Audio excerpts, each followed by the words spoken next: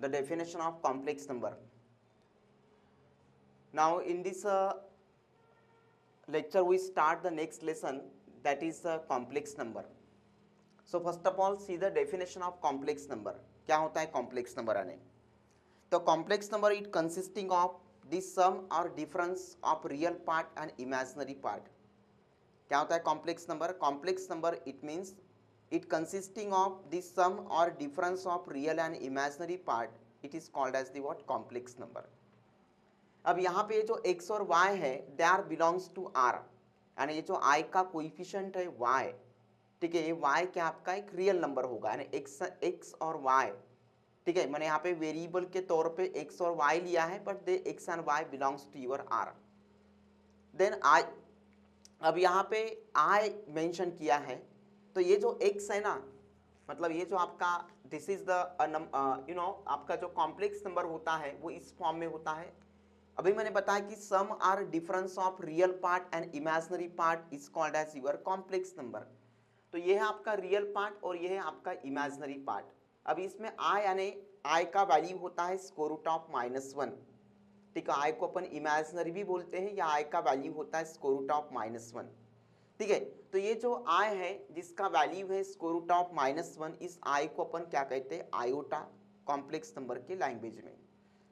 Then जो complex number होता है वो यूजुअली अपन कैपिटल जेड से डिनोट करते हैं, इस तरह से capital Z is equal to 2 + 3i. Then जो सेट ऑफ कॉम्प्लेक्स नंबर्स होते हैं उसको अपन कैपिटल सी से डिनोट करते हैं. देन सेकेंड कॉन्सेप्ट है conjugate of a complex number. तो conjugate of a complex number क्या होता है कि जैसा ये कॉम्प्लेक्स नंबर है Z is equal to a + ib. अब ये जो कॉम्प्लेक्स नंबर है Z is equal to a + ib, इसका अगर अपने को क्या लिखना है? कॉन्जुगेट लिखना है, तो रियल पार्ट और इमेजिनरी पार्ट के बीच का जो साइन है वो चेंज कर दो, है ना.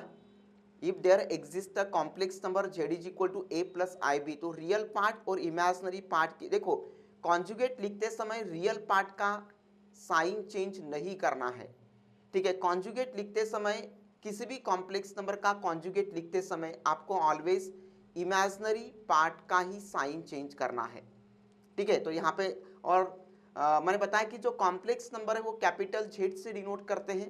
सही है, कॉम्प्लेक्स नंबर अपने कैपिटल जेड से डिनोट किए, तो इसका जो कॉम्प्लेक्स कॉन्जुगेट होगा वो जेड बार से अपन डिनोट करेंगे. तो जब भी आप कॉन्जुगेट लिखते हो तो always change the sign of imaginary part.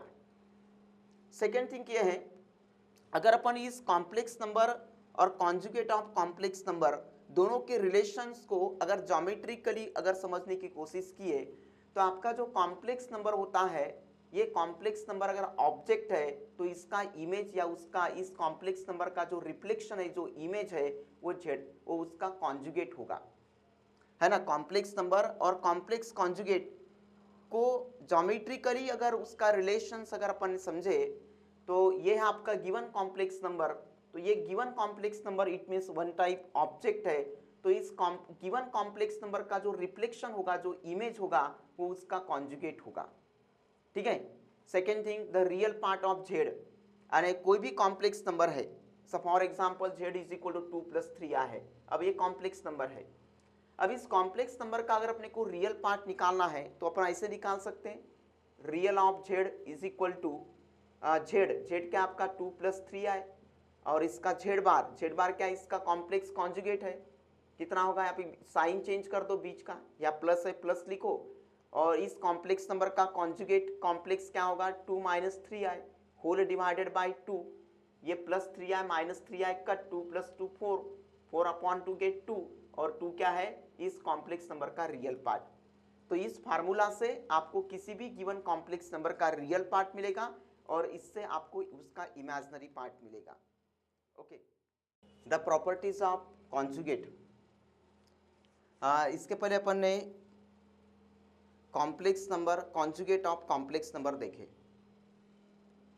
जो आपका गिवन कॉम्प्लेक्स नंबर होता है, यानी किसी भी गिवन कॉम्प्लेक्स नंबर का अगर अपने को कॉन्जुगेट कॉम्प्लेक्स लिखना है, तो उस गिवन कॉम्प्लेक्स नंबर में इमेजिनरी पार्ट का जो साइन होगा बस वही चेंज करना है. यानी कॉन्जुगेट लिखते समय आपको रियल पार्ट का साइन चेंज नहीं करना है। See the properties of conjugate. Here Z, Z1, Z2 are the existing complex numbers. Then we have the following results. And यहाँ पे 3 existing complex numbers है। Then इन 3 complex number के ऊपर ये properties बनाई गई है। अगर अपन किसी complex number का 2 बार conjugate लिखते हैं तो ultimately वापस अपन बैक उसी ओरिजिनल कॉम्प्लेक्स नंबर की तरफ आते हैं। फॉर एग्जाम्पल देखो, z इज इक्वल टू मैंने 2 + 3i लिखा है, तो z is equal to 2 + 3i, this is your given complex number. क्या आपका ये गिवन कॉम्प्लेक्स नंबर है। अब इस गिवन कॉम्प्लेक्स नंबर का आपको कॉन्जुगेट लिखना है। कॉन्जुगेट जो होता है वो बार से ऐसा z के ऊपर बार लिख के डिनोट करते हैं, बार z। ठीक है, आप दोनों तरफ बार ले सकते हो। लेफ्ट हैंड कॉन्जुगेट लिखते समय आप दोनों तरफ इस तरह से बार ले सकते हो या ऐसा बार ले सकते हो। ठीक है, तो बार का मतलब क्या होता है, कॉन्जुगेट। और कॉन्जुगेट लिखते समय मैंने आपको बताया है कि ओनली इमेजिनरी पार्ट का ही साइन चेंज करना है। ठीक है, रियल पार्ट का साइन चेंज नहीं करना है। तो ये होगा आपका 2 - 3i। ठीक है, तो ये आपका है conjugate of the given complex number. अब ये जो आपका कॉम्प्लेक्स नंबर, इसका फर्स्ट टाइम अपन एक कॉन्जुगेट लिखे और एक बार दोबारा कॉम्प्लेक्स इसी का कॉन्जुगेट लिखो, है ना। ये जो आपका कॉम्प्लेक्स नंबर है, इस कॉम्प्लेक्स नंबर का अपन ने फर्स्ट टाइम कॉन्जुगेट लिखे। अब इसी का यूज करके अगेन अपने को इसी का क्या लिखना है, कॉन्जुगेट लिखना है। So once again raising the bar on both the sides. So दोनों तरफ अगेन क्या करना है, इस तरह से बार को रेज करना है। अब बार का मतलब क्या होता है, कॉन्जुगेट होता है। तो कॉन्जुगेट लिखते समय ऑलवेज इमेजिनरी पार्ट का साइन चेंज करना है। अब यहाँ पे इमेजिनरी पार्ट का साइन है या यस, इमेजिनरी पार्ट का साइन है माइनस, तो ये माइनस का क्या होगा, प्लस, यानी 2 + 3i। यानी अगर अपन किसी गिवन कॉम्प्लेक्स नंबर का 2 बार कॉन्जुगेट लिखते हैं तो वापस अपन कहाँ आते हैं, ओरिजिनल कॉम्प्लेक्स नंबर के तरफ आते हैं, राइट। तो अपने को z double bar is equal to z मिला है। देन अपन यहाँ पे देखो, ये जो प्रॉपर्टीज हैं ये ऑलरेडी एक प्रूव करके दी है। ठीक है, प्रूव करके दी इन द सेंस, यहाँ पे अगर आप इसको अगर कोई एग्जाम्पल लेके Z1 और Z2 का ऐसा कोई एग्जाम्पल लेके अगर अपन इसको जस्टिफाई करें तो यहाँ पे ऑलवेज आपको LHS इक्वल टू RHS मिलेगा। तो यहाँ पे आप Z1 इक्वल टू एक कॉम्प्लेक्स नंबर ले लो, Z1 is equal to 2 + 3i, और आप Z2 इज इक्वल टू ले लो 4 + 5i। इस तरह से आप 2 डिस्टिंक्ट कॉम्प्लेक्स नंबर लो। अब इन दोनों डिस्टिंक्ट कॉम्प्लेक्स नंबर लेने इस तरह से 2 डिस्टिंक्ट कॉम्प्लेक्स नंबर लो। उसके बाद according to the left hand side इन दोनों कॉम्प्लेक्स नंबर का प्लस करके कॉन्जुगेट लिखना है, क्योंकि होल बार है। यानी लेफ्ट हैंड साइड में इन दोनों कॉम्प्लेक्स नंबर का प्लस करके कॉन्जुगेट लिखो और राइट हैंड साइड में इन दोनों कॉम्प्लेक्स नंबर का इंडिविजुअल कॉन्जुगेट लिखो और उसके बाद फिर प्लस करो, तो LHS इक्वल टू RHS आएगा। ठीक है, तो प्लस में ये जो बार है ये अपन सेपरेट कर सकते हैं, इवन माइनस में भी अपन ये बार सेपरेट कर सकते हैं, इनटू में भी अपन ये बार जो है वो सेपरेट कर सकते हैं। ठीक है, इनटू के लिए अपन इस तरह से फार्मूला को जनरलाइज कर सकते हैं। प्लस में बार को सेपरेट कर सकते हैं, माइनस में कर सकते हैं, इनटू में कर सकते हैं, इवन अपॉन में भी कर सकते हैं। देन यहाँ पे bar z to the power of n है, तो ये बार और पावर को अपन इस तरह से इंटरचेंज कर सकते हैं। यानी पहले कॉन्जुगेट निकालो फिर पावर रेज करो, या पहले पावर रेज करो बाद में कॉन्जुगेट निकालो, तो दोनों का आंसर एक ही आएगा। देन यहाँ पे z प्लस बार z। ठीक है, सही, अपने एक कॉम्प्लेक्स नंबर लेते हैं। क्या कॉम्प्लेक्स नंबर लेते हैं यहाँ पे अपन, z इज इक्वल टू लेते हैं 2 + 3i। ठीक है, बाद में उसका कॉन्जुगेट निकालो, यानी ये जो आपका गिवन कॉम्प्लेक्स नंबर है, इस गिवन कॉम्प्लेक्स नंबर का आप कॉन्जुगेट निकालो and raising the bar on both the sides, यानी क्या आएगा आपका 2 - 3i। फिर according to left hand side ये z और z बार इन दोनों का प्लस करो, तो z + z bar is equal to, अगर इन दोनों का अपन प्लस करते हैं तो इमेजिनरी टर्म कट जाएगा और 2 + 2 कितना मिलेगा आपको, 4। अब 4 को अगर अपन स्प्लिट करते हैं तो 2 × 2 होगा, ये 2 एज इट इज लिखो, और ये जो 2 है ये 2 मतलब गिवन कॉम्प्लेक्स नंबर का रियल पार्ट है ना। तो ये जो आपका 2 है ये 2 एज इट इज लिखो, और ये 2 मतलब क्या है, गिवन कॉम्प्लेक्स नंबर का रियल पार्ट है, and in place of this 2 we have to write like this real of Z.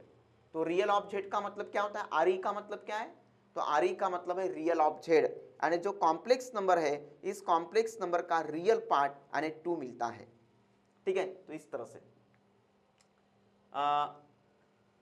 Second thing है यहाँ पे, अगर अपन गिवन कॉम्प्लेक्स नंबर और उसके कॉन्जुगेट का प्लस करते हैं तो twice real part of Z मिलता है। ठीक है, या अगर अपन या ट्वाइस रियल पार्ट ऑफ उसका कॉन्जुगेट। देखो ये कॉम्प्लेक्स नंबर है, ये गिवन कॉम्प्लेक्स नंबर है जिसको जेड से डिनोट किया है, और ये है इस गिवन कॉम्प्लेक्स नंबर का कॉन्जुगेट जिसको जेड बार से डिनोट किया है। तो अगर अपन दोनों का प्लस करते हैं तो इक्वल टू क्या मिलता है, रियल पार्ट ऑफ जेड, या इसको अपन ऐसे भी लिख सकते हैं, क्या लिख सकते हैं, twice real part of Z bar, क्योंकि दोनों में जेड में और जेड बार में दोनों में आपका जो रियल पार्ट है वो सेम ही है। तो रियल पार्ट ऑफ जेड लिखो या रियल पार्ट ऑफ जेड बार लिखो। Second thing, given complex number और उसका कॉन्जुगेट दोनों का माइनस करते हैं तो आपको मिलेगा प्योरली इमेजिनरी। अगर आप गिवन कॉम्प्लेक्स नंबर और उसके कॉन्जुगेट का प्लस करते हो तो आपको मिलेगा प्योरली रियल, और माइनस करते हो तो प्योरली इमेजिनरी। सेकेंड, ये प्रॉपर्टी काफी इंपॉर्टेंट है, जेड इंटू जेड बार। ठीक है, अगर अपन गिवन कॉम्प्लेक्स नंबर और उसके कॉन्जुगेट दोनों का मल्टीप्लीकेशन करते हैं तो equal to given complex number का क्या मिलता है, मैग्नीट्यूड। यानी किसी भी कॉम्प्लेक्स नंबर का अगर अपने को मैग्नीट्यूड निकालना है तो कैसे निकालते हैं, ये कॉन्सेप्ट इंपॉर्टेंट है सब बार। ठीक है, तो सब फॉर एग्जांपल देखो यहाँ पे,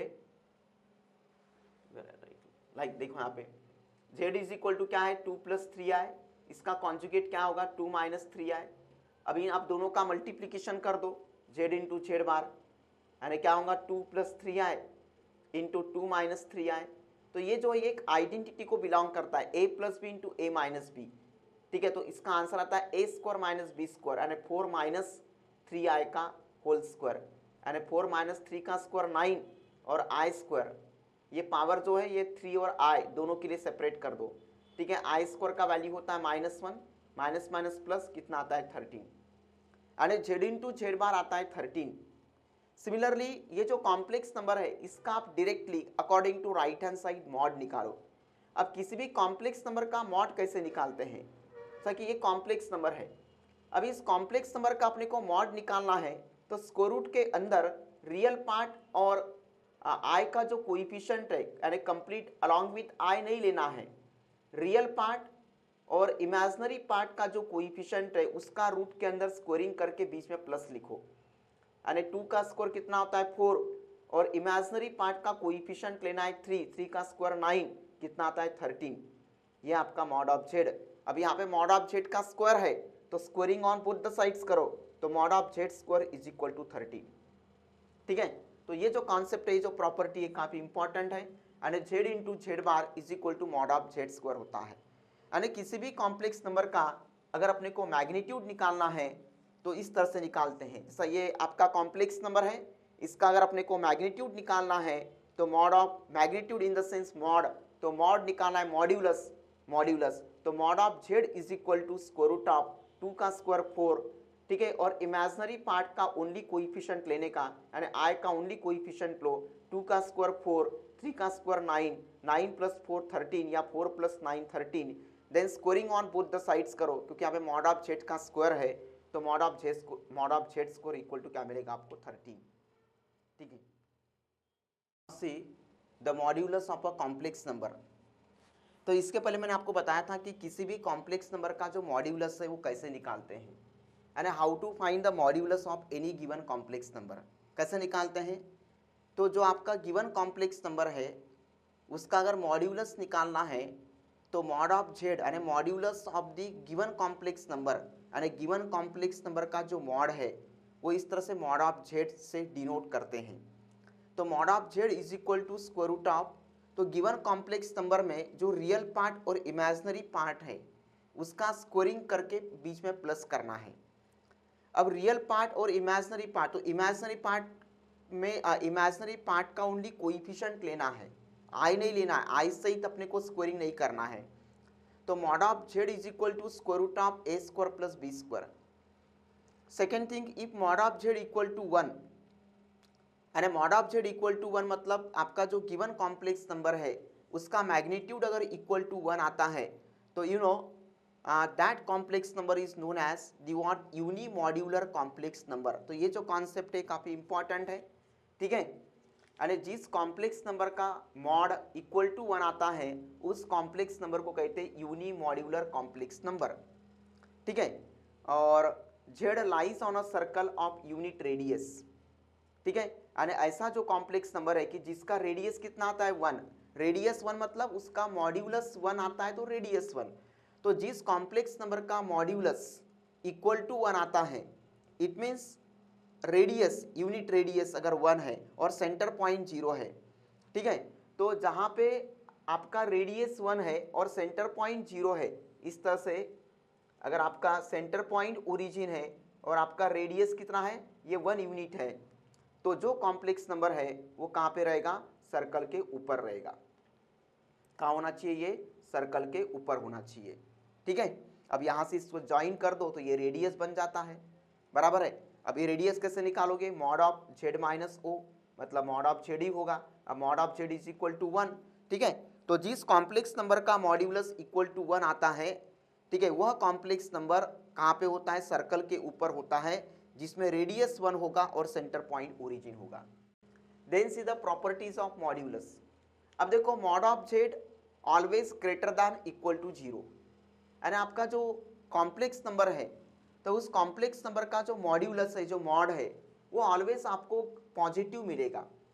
क्योंकि अपन क्या करते हैं यहाँ पे मॉड्यूलस निकालते समय रूट के अंदर रियल पार्ट और इमेजिनरी पार्ट के कोएफिशिएंट का स्कोरिंग करते हैं।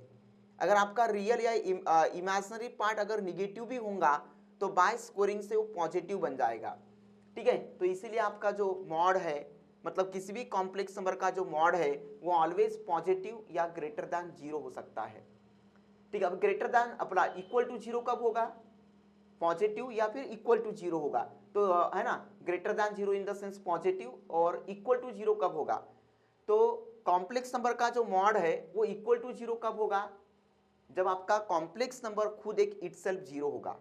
यानी जो कॉम्प्लेक्स नंबर है, जो गिवन कॉम्प्लेक्स नंबर है वो अगर 0 है कंप्लीटली, मतलब real part 0, imaginary part 0, both are 0, तो ही उस कॉम्प्लेक्स नंबर का जो मॉड है वो इक्वल टू 0 मिलेगा। सेकेंड थिंग क्या है कि किसी भी कॉम्प्लेक्स नंबर का जो रियल पार्ट है वो मॉड ऑफ माइनस जेड या मॉड ऑफ जेड के बीच का होगा, ये भी कॉन्सेप्ट इंपॉर्टेंट है। या किसी भी कॉम्प्लेक्स नंबर का जो इमेजिनरी पार्ट है वो मॉड ऑफ माइनस जेड और मॉड ऑफ जेड के बीच का होता है। यानी किसी भी कॉम्प्लेक्स नंबर का real part even imaginary part always minus mod of Z और मॉड ऑफ जेड के बीच का होता है। अब मॉड ऑफ जेड कैसे निकालते हो अपन देखें। ये कॉन्सेप्ट मैंने आपको इसके पहले बताया था कि गिवन कॉम्प्लेक्स नंबर और उसका कॉन्जुगेट दोनों का मल्टीप्लिकेशन करते हैं तो इक्वल टू अपने को वह कॉम्प्लेक्स नंबर मिलेगा, है ना, इक्वल टू अपने को गिवन कॉम्प्लेक्स नंबर और गिवन कॉम्प्लेक्स नंबर का कॉन्जुगेट दोनों का मल्टीप्लिकेशन करो तो इक्वल टू क्या मिलता है, मॉड ऑफ जेड स्क्वायर मिलता है। ये मैंने अभी पिछले टॉपिक पे मैंने आपको बताया था। मॉड ऑफ जेड स्क्वायर निकालो, या मतलब जेड का मैग्नीट्यूड निकालो या उसके कॉन्जुगेट का मैग्नीट्यूड निकालो, है ना, तीनों का आंसर एक साथ इक्वल आता है। देन ये जो प्रॉपर्टी है ये सभी प्रॉपर्टीज आप वेरीफाई कर सकते हो ऐसे कुछ एग्जांपल्स लेके। अब यहाँ पे Z1 is equal to 2 + 3i ले लो और Z2 is equal to 5 + 8i ले लो, और इन दोनों कॉम्प्लेक्स नंबर का पहले मल्टीप्लिकेशन करके फिर मॉड निकालो, ये लेफ्ट हैंड साइड के अकॉर्डिंग, है ना, दोनों का मल्टीप्लिकेशन करके फिर मॉड निकालो, और राइट साइड के अकॉर्डिंग दोनों कॉम्प्लेक्स नंबर का सेपरेटली मॉड निकाल के फिर इनटू करो, दोनों का आंसर सेम ही आता है। और इस प्रॉपर्टी को, इस कॉन्सेप्ट को यहाँ पे जनरलाइज किया गया है। Then mod of Z1 upon Z2 is equal to mod of Z1 upon mod of Z2, यानी डिवीजन में अपन ये जो मॉड है ये सेपरेट कर सकते हैं। यहाँ पे mod of Z1 square plus mod of Z1 square plus mod of Z2 bar square is equal to plus minus twice real of Z1 Z2 बार, ठीक है, इसको भी आप ऐसा ये मैंने से आपको एक एग्जाम्पल लेके, ये वाले एग्जाम्पल लेके एंड इस तरह के आप एग्जाम्पल लेके इन सभी प्रॉपर्टीज को आप जस्टिफाई कर सकते हो। पहले ये जो कॉम्प्लेक्स नंबर है इसका मॉड निकालो और मॉड निकाल के स्क्वायरिंग करो, ठीक है। बाद में ये जो Z2 है इसका कॉन्जुगेट निकालो, डायरेक्ट इसका मॉड नहीं निकाला, इसका कॉन्जुगेट निकाल के फिर उसका मॉड निकाला, क्योंकि यहाँ पे Z2 बार है तो यहाँ पे भी LHS इक्वल टू RHS आएगा, ठीक है। ये प्रॉपर्टीज इंपॉर्टेंट है बाय दी, इसको कहते हैं लॉ ऑफ पैरेललोग्राम। क्या लिखा है, mod of Z1 plus Z2 का whole square plus mod of Z1 minus Z2 का whole square equal to twice in curly bracket Z1 square plus Z2 bar square, इसको कहते हैं लॉ ऑफ पैरेललोग्राम, ठीक है। Mod of Z1 plus Z2 का square plus mod of Z1 minus Z2 का square is equal to twice, ठीक है, curly bracket में mod of Z1 square plus mod of Z2 bar square, ठीक है। इसको भी आप वेरीफाई कर सकते हो। देन यहाँ पे mod of Z1 plus Z2 less than equal to mod of Z1 plus mod of Z2, ठीक है। तो यहाँ पे मैंने एग्जांपल बताइए, सभी जो प्रॉपर्टीज है वो ऐसे एग्जांपल लेके आप जस्टिफाई कर सकते हो कि सही में यहाँ पे LHS इक्वल टू RHS आता है कि नहीं आता है, ठीक है। पैरेललोग्राम, लॉ ऑफ पैरेललोग्राम, ये आपने वेक्टर में पढ़े होंगे, law of parallelogram, law of parallelogram vector addition, law of triangle of vector addition, तो ये law of parallelogram of vector addition जैसा ही है यहाँ पे, ठीक है। यहाँ पे पहले Z1 और Z2 का प्लस करके फिर उसका मॉड निकालो और राइट साइड में दोनों का इंडिविजुअली मॉड निकाल के प्लस करो, तो ये जो साइड है ये ऑलवेज इससे लेस या इक्वल आ सकता है, ठीक है।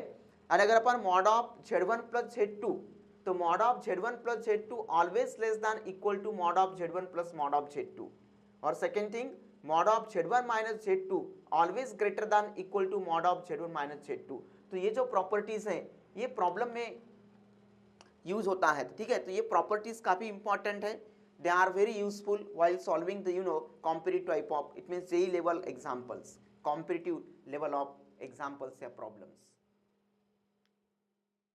The argument of a complex number, देखो आर्गुमेंट या फिर एम्पलीट्यूड, ठीक है, और इसमें दो वर्ड है, आर्गुमेंट या फिर एम्पलीट्यूड। तो आर्गुमेंट या एम्पलीट्यूड यानी क्या होता है कि आपका जो कॉम्प्लेक्स नंबर है उस कॉम्प्लेक्स, देखो दो चीज होते हैं, मॉड्यूलस और आर्गुमेंट, ये दो चीज काफी इंपॉर्टेंट है, मॉड्यूलस और आर्गुमेंट, राइट। तो जो गिवन कॉम्प्लेक्स नंबर है उस गिवन कॉम्प्लेक्स नंबर के लिए आर्गुमेंट निकालना है, इट मीन्स आपको थीटा का वैल्यू निकालना है। आर्गुमेंट या एम्पलीट्यूड निकालना है, इट मीन्स आपको थीटा का वैल्यू निकालना है। तो Z is equal to A plus IB be any complex number if this complex number is represented geometrically by a point P then angle made by the line OP with the real axis। and इस तरह से अगर अपन निकाले, ठीक है, तो ये है आपका y एक्सिस और ये है आपका x एक्सिस। तो यहाँ पे x एक्सिस को अपन रियल एक्सिस कहते हैं और y एक्सिस को अपन क्या कहते हैं, इमेजिनरी एक्सिस कहते हैं, ठीक है। तो एक्स एक्सिस को कहते हैं अपन रियल एक्सिस और वाई एक्सिस को कहते हैं इमेजिनरी एक्सिस। तो इस तरह से ये आपका ओरिजिन है, यहाँ पे मैं इस तरह से एक लाइन निकाला है। तो ये जो लाइन है आपका ओपी, ये लाइन ओपी एक्स एक्सिस के साथ जो एंगल बनाता है थीटा, तो इसको आर्गुमेंट कहते हैं, ठीक है। यानी आपकी जो लाइन होती है ओपी, ये लाइन ओपी एक्स एक्सिस के साथ जो एंगल बनाती है, इस एंगल थीटा को क्या कहते हैं, आर्गुमेंट कहते हैं। Then the principal value of argument Z, ARG मतलब आर्गुमेंट Z, जो आपका प्रिंसिपल आर्गुमेंट है वो आपका प्रिंसिपल आर्गुमेंट -180 और 180 के बीच का होना चाहिए, ठीक है। अगर आपका जो थीटा का वैल्यू है ये -180 और 180 के बीच का है तो उस थीटा को अपन कहेंगे प्रिंसिपल वैल्यू ऑफ आर्गुमेंट, ठीक है। देन देखो अक्यूट एंगल निकालने के लिए फार्मूला है alpha is equal to tan inverse mod of B by A। Second thing, the principal values of argument Z will be, अब मैंने बताया कि थीटा का जो वैल्यू है ये अगर -180 और 180 के बीच का है, यहाँ पे एक रेस्ट्रिक्शन डाला है, ये एक इनइक्वालिटी है, ठीक है।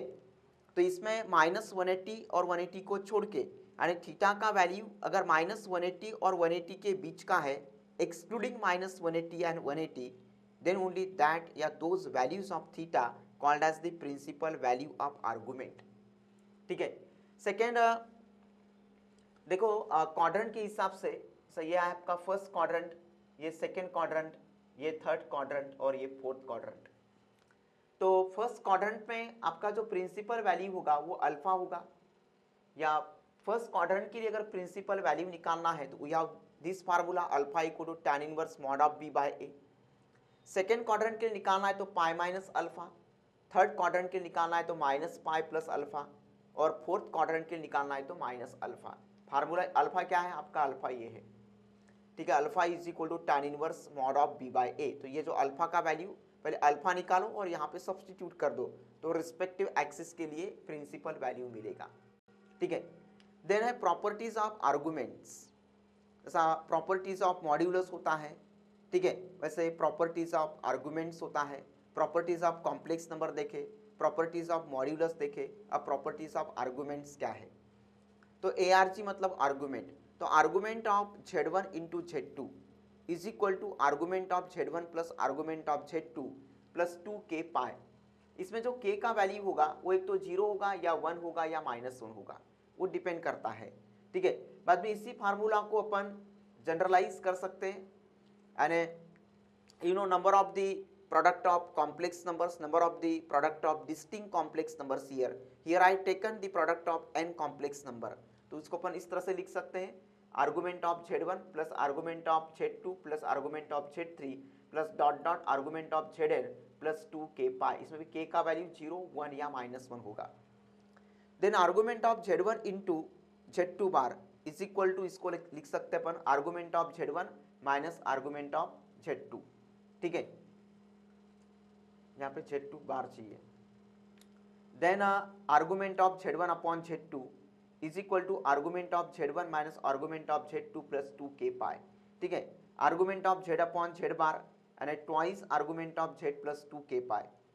Then argument of Z2 upon Z1 equal to theta है, तो then argument of Z1 upon Z2 equal to क्या होगा, 2k पाई माइनस थीटा।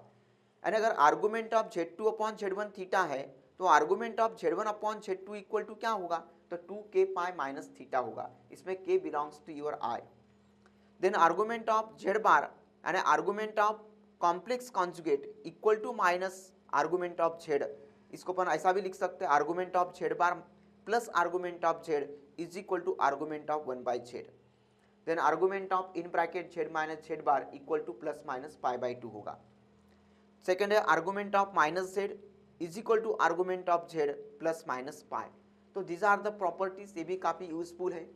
ठीक है, तो इसका प्रॉब्लम के अंदर आपको रैंडमली क्या करना है, यूज करना है।